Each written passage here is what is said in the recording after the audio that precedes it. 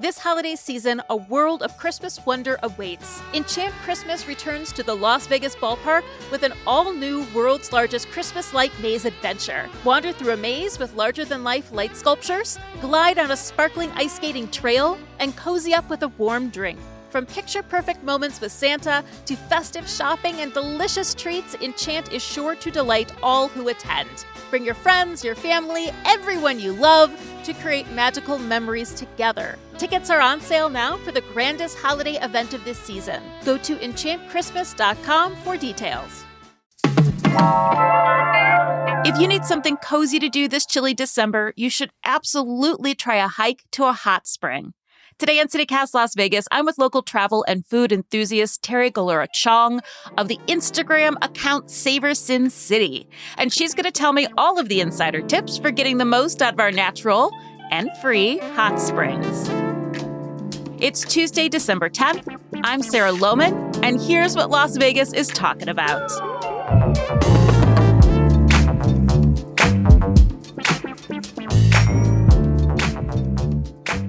Terry, why is December a good month for visiting a hot spring? The weather right now is absolutely perfect for Vegas. I mean, you wake up in the morning, it's in the 40s. By the time you get out to a trail, it's in the 50s, and it doesn't go over the 60s while you're out there. So, especially about the hot spring trail that we're going to talk about today. I just did it last Saturday, and it was just perfect weather. Oh, wow. Okay, so you need cooler temperatures to go to a hot spring. That makes sense. Yes. And, because this is the popular time for going to our local hot springs, does that mean that they're also going to be crowded? Yes, I would say the parking lot was full when we got there. And when we were going on the trail, because we're talking about Arizona hot springs, we didn't see too many people on the trail, and we were just wondering where everybody was. And then when we got to the hot springs, there they were. Everyone was in the springs. Yes. Is there a time of day or a day of the week that you think is best to go when maybe it's not so crowded? I would say midweek. Mm-hmm. I did go back out and did another hike in the same area, and there was probably 4 cars in the parking lot when we started around 8 o'clock in the morning. So if you have the opportunity to go during the week, that's when I would definitely go. Well, my birthday is on a Wednesday this year, and I always take work off. It's perfect. Because you went to Arizona Hot Springs, and I have always heard so much about that hot springs, and I've never actually been out there. So where is it? Is it hard to get to? And since you just did it, what was it like hiking there in December? So believe it or not, I just did it for the first time in preparation for this episode. And I love an excuse to research, Yeah. Send me out whenever you want to. Yeah. It's the same trailhead as Liberty Bell Arch hike, which we've done multiple times. And for some reason or another, we've just never done the hot springs. So I live in North Las Vegas, so it's about an hour from me. And you just take the 95. It's outside of Boulder City. So probably about 15 minutes outside of Boulder City. It's the White Rock Trailhead parking lot. So you can find any hikes that we're talking about today, you can find on All Trails or even on the National Park Service website. So both of those hikes with maps and more detail, you can find on those websites. So parking is free. There's no admission for this trail. And what makes it really perfect right now to do these hikes in December is because these hikes are totally exposed. The trails are closed 4 months out of the year from May to September because it's so hot out there. So again, this is a great time to experience the perfect hiking weather and then have the hot springs at the end, for you to experience. So speaking of the National Park Service, they do list this trail as strenuous. What was your take on it? Do you need to be a decent hiker for this trail? I saw that as well. And I would actually rate it more moderate. What makes it, I think, more strenuous is, first of all, let's talk about the routes. There's an easy route, and then there's more of a loop that you can do. And what I'm talking about in this episode is the easy short hike route, which was just an out and back. Okay. It's about 5 miles round trip. And what's happening is at the beginning of the trail, it's pretty flat, but then you descend into a valley, and there's slot canyons, and there's lots of great geology to see. And so I would say the difficult part is when you come back out towards your car I because you're going to see. be ascending.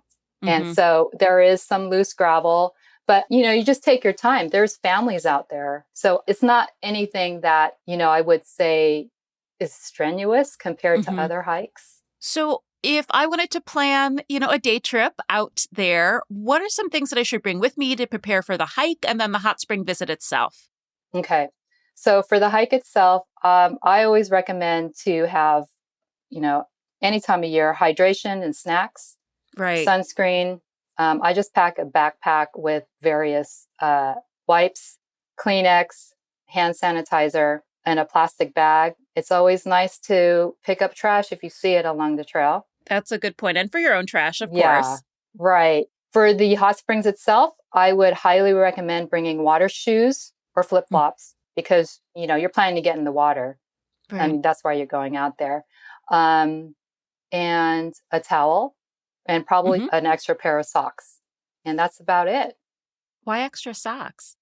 Just because some people, if they get wet along the way or Hmm. they step into water, that some people just go to look at the springs and they don't actually get in the water. But there is Hmm. water along, they could get their socks wet. So it's just always a good idea to be prepared. I've gone out hiking and wish I had an extra pair because they got wet. It's never a bad idea to have some Yeah, extra socks. A right. bathing suit? Is that something I should bring along?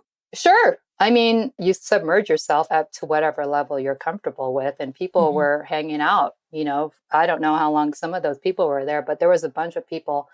And the thing is, I would just layer up because Hmm. there are toilets, but they're closer to the Colorado River, which you would Mm. have to hike down, I don't know, about 200 meters from the hot springs. But Okay. if you don't want to deal with that, you could just wear it under your hiking clothes and then just strip down and then, get dressed again. So, And I understand that some people go in nude. well, I've heard that. I Yeah. don't think you're supposed to, but Okay. yeah.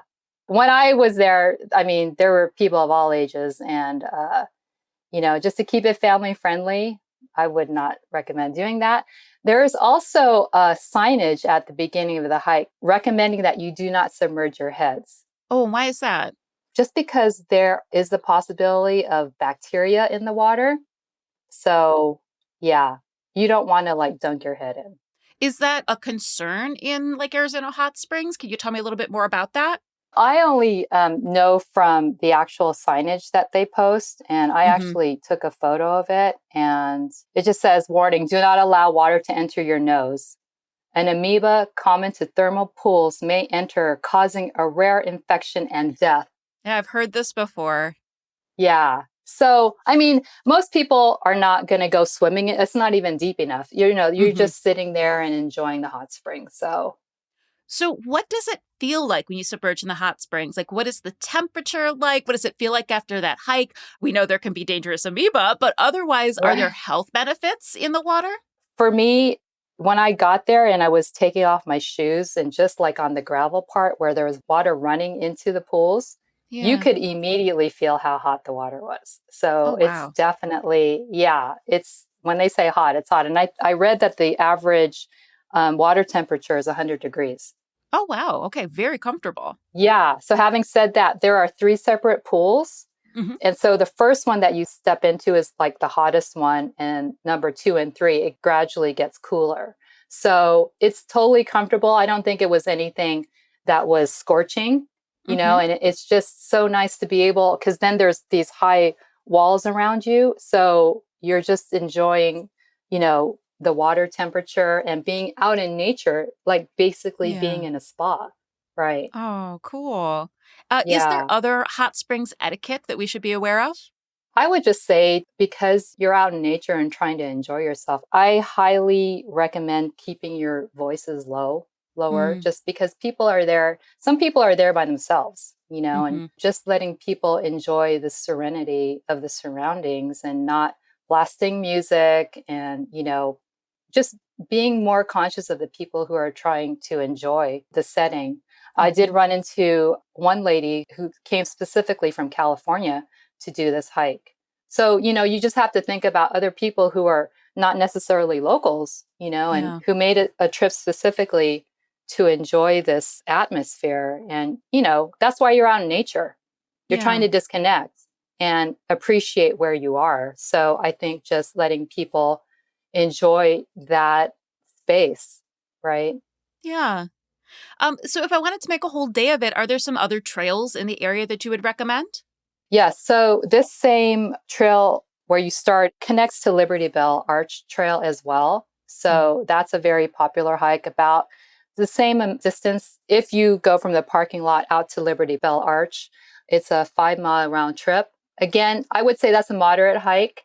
And there is an actual Liberty Bell Arch stone. So that's what the draw is. But if you continue up, you go about half a mile up and you've got awesome views of the Colorado River. So it's a canyon overlook. Oh, cool. Yeah. So that's a great hike to do. If you're very ambitious, you could, of course, do both hikes. You could do Liberty Bell Arch and the hot springs. But, if you want to pick one and just do one day and come back and do the other. We could also talk about the other hot spring, which is like right across the highway. And that is the very popular Gold Strike Hot Springs. I haven't done that myself, but I know that it's one that people go to all the time. That one is about, this is just my research, so I'm not saying this from personal experience, about 5.5 miles round trip. It's about 1,000 feet of elevation gain, and it is rated strenuous. And that's one I would believe because it involves 8 fixed ropes. So, oh, wow. There's no ropes on Arizona Hot Springs, but this one involves ropes. There's scrambling. I think there's some boulders that you're going to encounter. So that one, though, is another option for hot springs in the same area.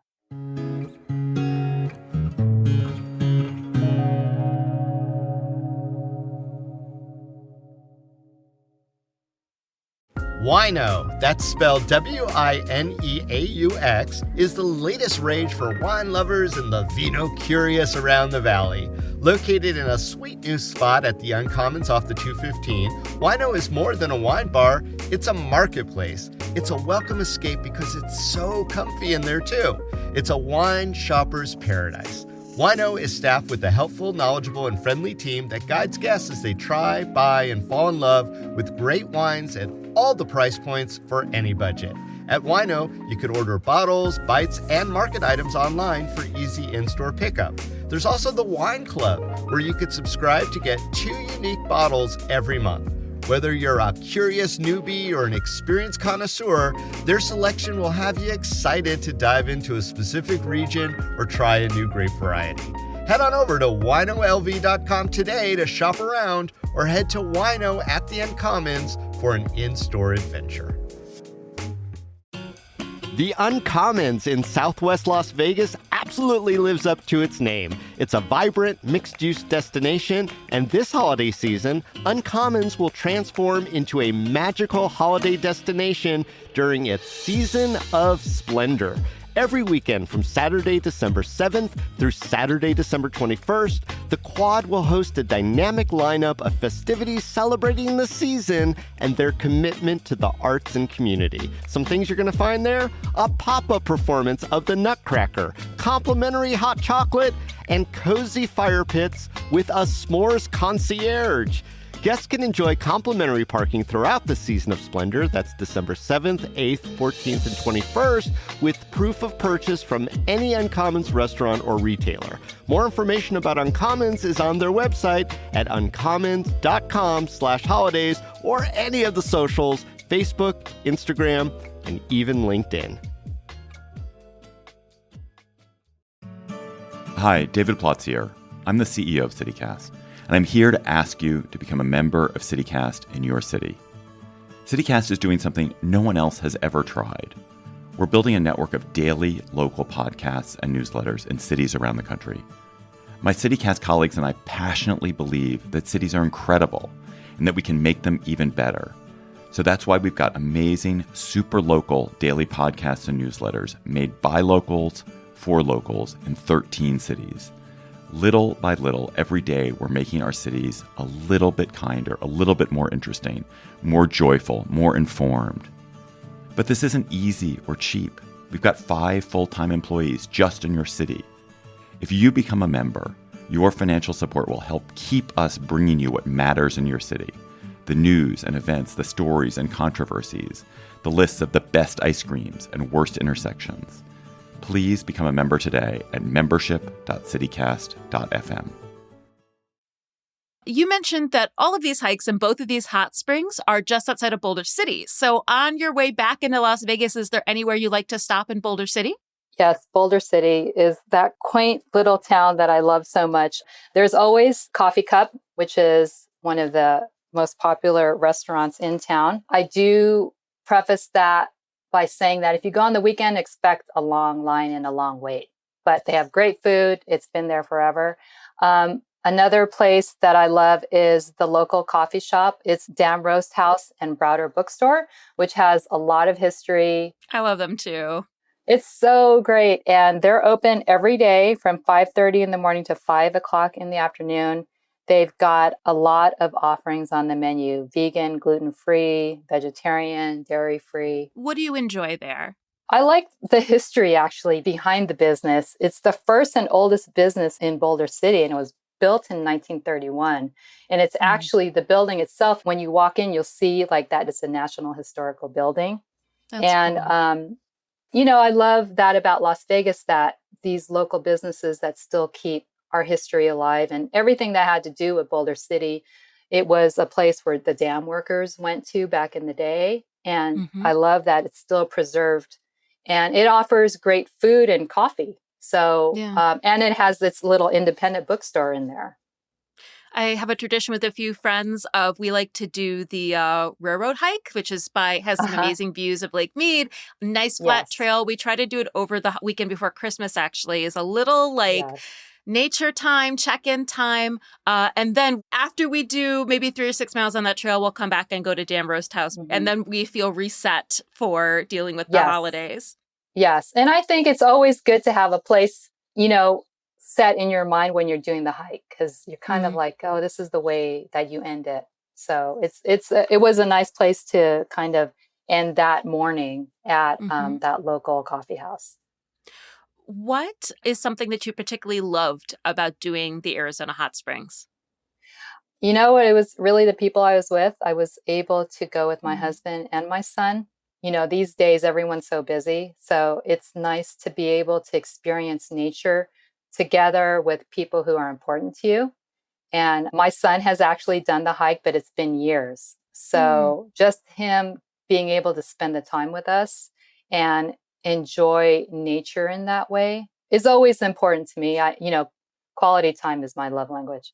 But other than that, I would say just finally being able to do this hike. I mean, we've been hiking for years, and it's just never been the right time for us, or we just were like, no, let's just do Liberty Bell Arch, and being able to finally see what people are talking about. Did your husband and son enjoy it as well? Yes, they did. And it's a great hike that you can just do. We were done in about 2.5, 3 hours. It just depends on how much time you want to spend at the springs. Well, I was going to ask you really love getting out into nature and hiking in the Las Vegas Valley. What are some of the things that really make getting out into the outdoors special in Southern Nevada? I think one of the things that I love about being in Las Vegas is that people don't think that we have nature at all. They don't. They only come to the Strip. Right. They don't have any idea that we are in such close proximity to so many great outdoor spaces, from Red Rock to Mount Charleston to Valley of Fire to Lake Mead. So I think what I take great pleasure in is doing this, is sharing this knowledge with other people and expanding, what they think about Las Vegas. Yeah. And letting them know all these things exist here. And that's why people live here, not just for, we don't go to the Strip. So this is our fun stuff, Yes. One of our content directors here at CityCast called us surprisingly outdoorsy. And I'm like, that's the main reason a lot of people are here. Yeah. Not just our amazing national recreation areas and state parks, but it's less than 4 hours to Zion, 4 to Joshua Tree, 4 to the Grand Canyon. Exactly. What's better than this? Exactly. And when you tell people, they're like, oh, like Utah is so close, and all of those great national parks, Yeah. Well, Terry, now I am really motivated to get out there. I like to do something special on New Year's Day to reconnect with nature and look ahead to the new year. So maybe Arizona Hot Springs is it, or maybe my birthday. It's going to be one or the other, that's for sure. Thank you so much for sharing with us. Thank you so much for having me again. And it was such a pleasure to talk to you about the outdoors in Nevada. And a reminder that our end of year campaign is underway. Become a CityCast Las Vegas member and support journalism that connects our city. Go to membership.citycast.fm right now to join. If you're already a member, thank you. We couldn't do this work without you.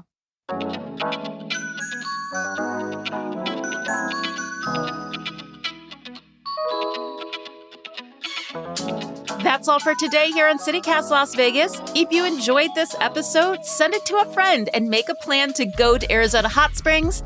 And then take some photos and tag us on our Instagram, too.